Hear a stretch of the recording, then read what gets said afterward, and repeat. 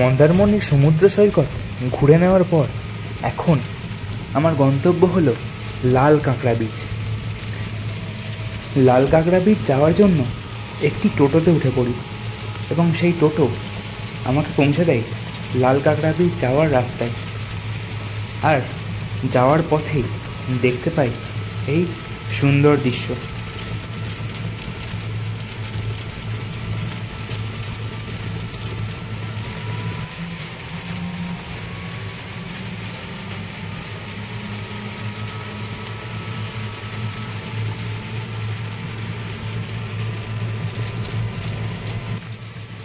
এই জায়গাটা মূলত মৎস্যজীবীদের গ্রাম, যেখানে প্রকৃতি নিজেকে উজাড় করে দিয়েছে। অবশ্য এখানে কিছু রিসর্ট গড়ে উঠেছে, তবুও বলতে গেলে এটি এখনও সেইভাবে টাউন হিসেবে পরিচিতি লাভ করেনি এবং এখনও প্রকৃতির ছোঁয়াই যেখানে বেশি আছে।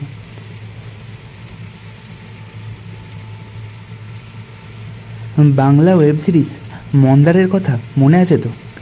এখানের প্রকৃতি এবং লুক অ্যান্ড ফিলটা ঠিক সেই রকম, ভাইবসটাও ঠিক সেই রকম।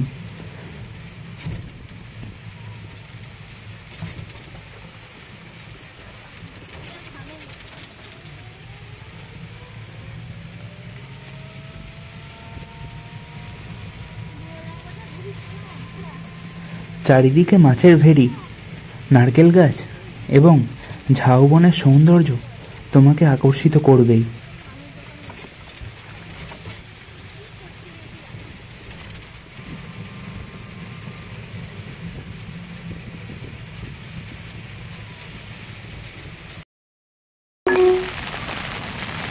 মন্দারমণি থেকে চাউলখোলার দিকে হেঁটে হেঁটে আসছিলাম, ওখান থেকে এক টোটোয় উঠে পড়ি। টোটোটা আমি বললাম লাল কাঁকড়া বিচ যাবো, টোটোটা শ্রীরামকৃষ্ণ মিশনের সামনে ছেড়ে দেয়। এই দিকটা পুরোটাই গ্রাম আর চারিদিকে মাছের ভেড়ি। বাঁদিকেই রয়েছে বিচ যাওয়ার রাস্তা, কিন্তু প্রবলেম হচ্ছে একটু বৃষ্টি পড়ছে। বৃষ্টি না পড়লে এখন খুব ভালোভাবে এক্সপ্লোর করা যেত। এখানে একটা স্কুলও রয়েছে।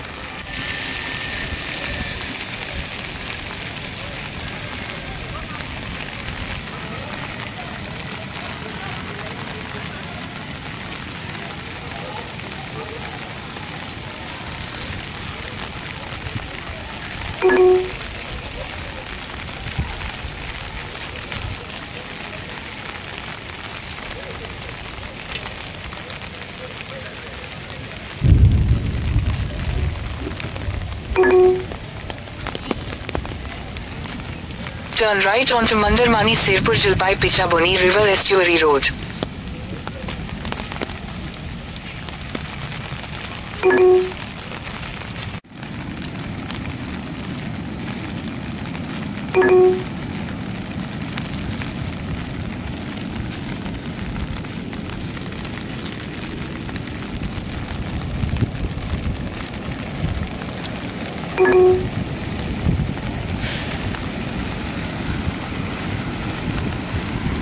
শান্ত নির্জন সমুদ্র।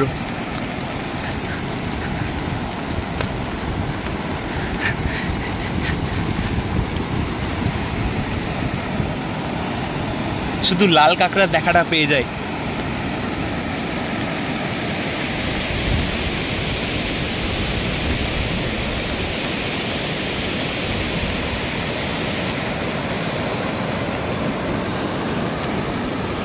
দীঘার ওই ভিড়ের থেকে এই নির্জন সমুদ্র অনেক ভালো।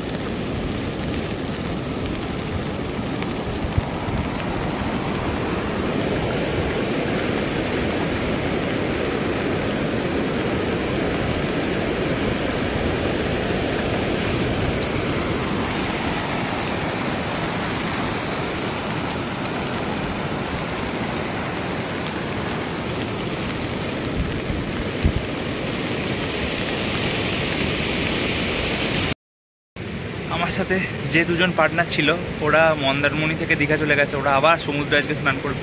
কিন্তু সত্যি বলতে দীঘার ওই কাদা জলে স্নান করার ইচ্ছা আমার একদমই নেই।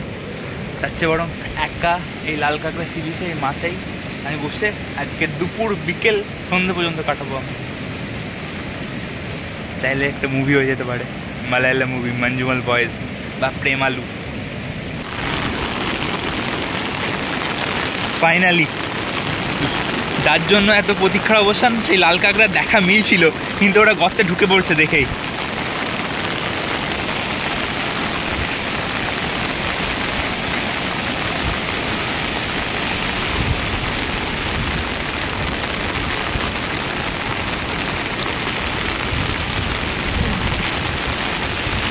ওই দেখা যায় লাল কাঁকড়া, কিন্তু কাছকে গেলেই ওরা গর্তে ঢুকে পড়বে।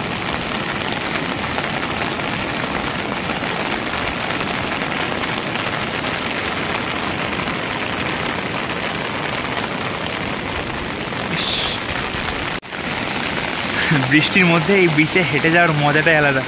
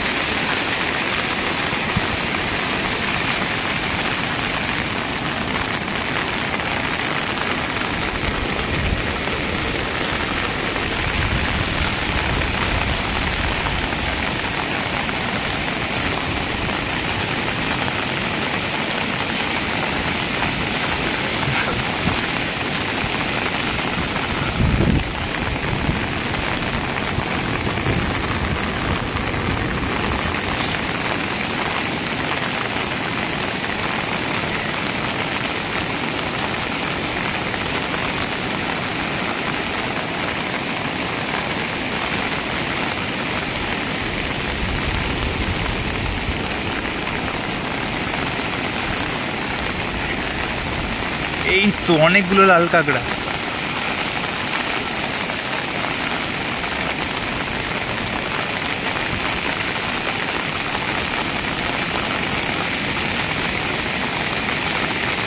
ওরা মানুষ দেখলেই পালায়। একটি লাল কাঁকড়া ছুটে ছুটে পালাচ্ছে, কি স্পিড! আমিও ছুটু। এই পেয়েছি পেয়েছি পেয়েছি পেয়েছি পেয়েছি। আরে সুন্দর ভাব।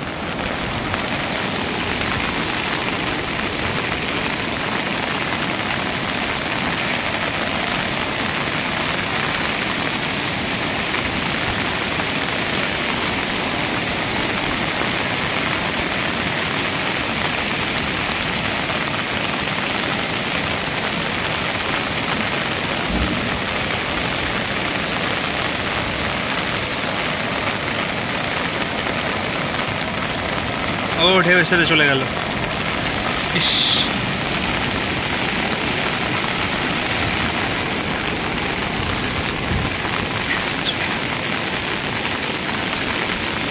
এদিকেও দেখা যাচ্ছে অনেকগুলো, কিন্তু আবার ঢুকে পড়বে গর্তে।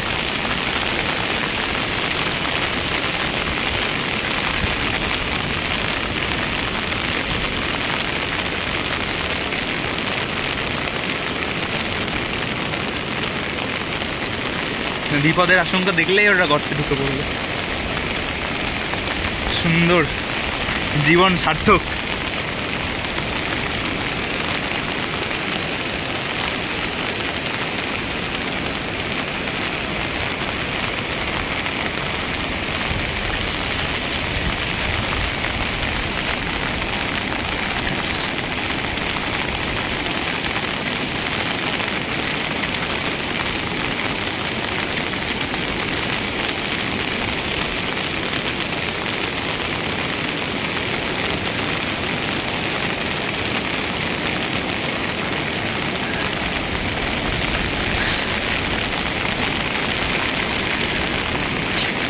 কিন্তু এখানেও যে পরিমাণে রিসর্ট গড়ে উঠছে, এখানটা একটা বিচ সিটি হয়ে যাবে মন্দারমণি বা দীঘার মতো।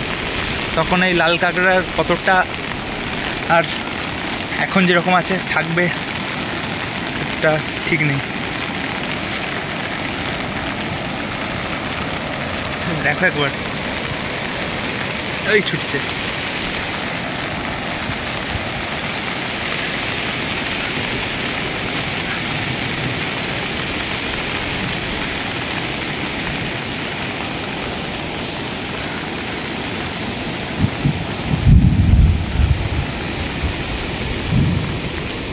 সেরা।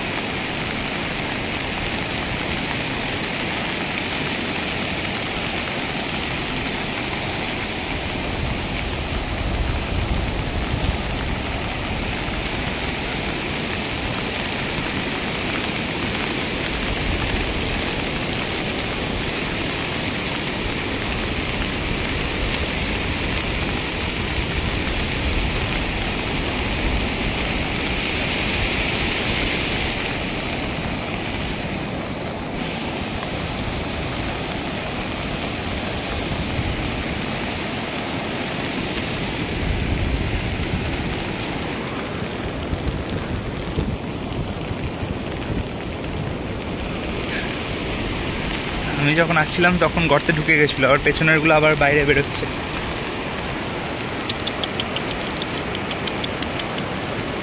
ভেতরে আরো একটু তাই ঢুকতে পারেনি।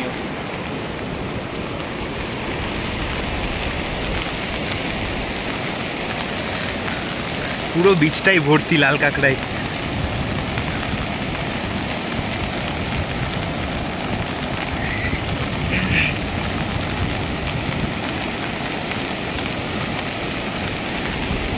সত্যি প্রকৃতি এখানে নিজেকে উজাড় করে দিয়েছে,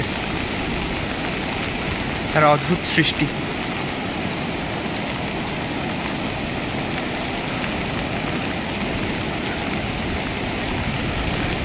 দূরে পুরো লাল কাঁকড়ার রেস দেখা যাচ্ছে।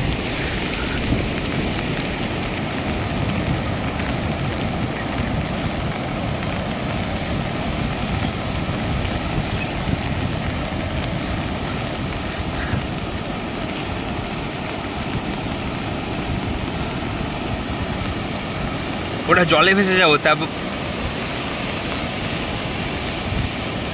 ওটা জলে ভেসে যাবে, তবুও মানুষের সংস্পর্শে আসবে না।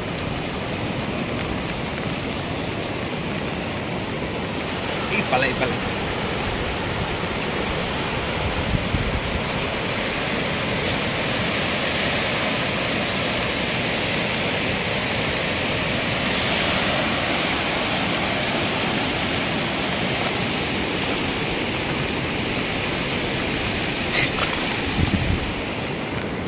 এক্ষুনি পায়ে উঠেছিল একটা।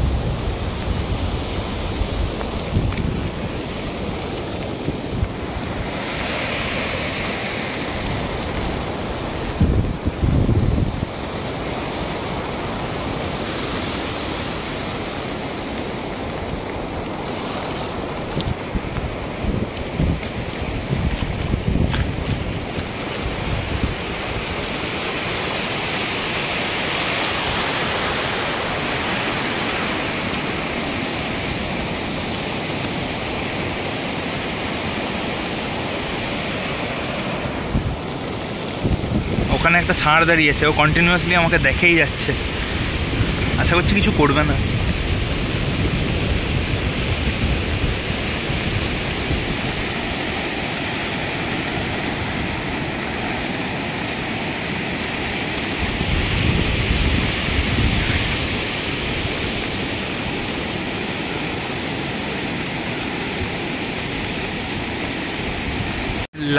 লাল কাঁকড়া সি বিচ থেকে পশ্চিম দিক বরাবর হাঁটলেই, এই দিকে সমুদ্র বরাবর হাঁটলেই ওইদিকে মন্দারমণি, অলরেডি মন্দারমণি দেখা যাচ্ছে, কিন্তু আমি মন্দারমণি থেকে এই এসেছি, তাই মন্দারমণি যাওয়ার আর আমার ইচ্ছে নেই। বরং এই দিকে গেলে বগুড়ান জলপাই বলে একটা জায়গা আছে। কালকে বাসে জার্নি করার পর খুবই ক্লান্ত ছিলাম। আজকে সকালবেলাও যখন বেরিয়েছিলাম তখনও খুবই ক্লান্ত ছিলাম, কিন্তু এখন কোথায় ক্লান্তি? সমুদ্র যদি ক্লান্তহীনভাবে আছড়ে পড়তে পারে এই তটে, তাহলে আমরা কেন বারবার ক্লান্ত হব? আমাদেরও এগিয়ে যেতে হবে অনেক দূর।